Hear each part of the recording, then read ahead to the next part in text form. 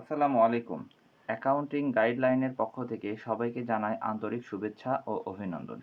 আজকের ভিডিওতে আমরা একটা কনফিউশন জাবেদা নিয়ে আলোচনা করব। তো চলো শুরু করা যাক। আসবাবপত্র ক্রয় 50,000 টাকা আর বিক্রয়ের উদ্দেশ্যে আসবাবপত্র ক্রয় করা হলো 30,000 টাকা। এখানে আসবাবপত্র ক্রয় করা হয়েছে 50,000 টাকা। তাহলে আসবাবপত্র যেহেতু ক্রয় করা হয়েছে, আসবাবপত্রটা অবশ্যই ব্যবহারের জন্য ক্রয় করা হয়েছে। আর ব্যবহারের জন্য কোনো কিছু ক্রয় করা হলে সেটা সম্পত্তি হিসাবে গণ্য করা হবে। আর সম্পদ যদি ক্রয় করা হয় তাহলে আমরা সাধারণত কী করি, ওই সম্পদটাকে ডেবিট করি আর সম্পদটা কেনার কারণে আমাদের কাছ থেকে নগদ টাকা চলে গেছে, তাহলে নগদান হিসাব কী হবে? ক্রেডিট। তাহলে এটার জাবেদা দাঁড়াচ্ছে, এটা হলো আসবাবপত্র হিসাব ডেবিট আর নগদান হিসাব ক্রেডিট।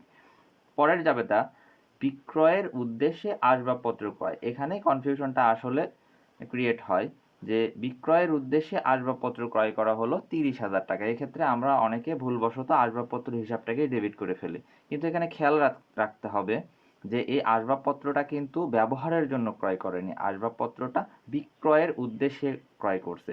পুনরায় বিক্রয়ের উদ্দেশ্যে যদি কোনো সম্পত্তি ক্রয় করা হয় তাহলে সেটা অবশ্যই পণ্য হিসাবে গণ্য করতে হবে। আর পণ্য ক্রয় করলে আমরা কি করি, ক্রয় হিসাবটাকে ডেবিট করি।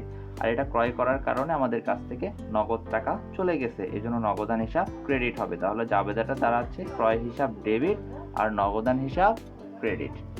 আশা করি কনফিউশনটা আর হবে না।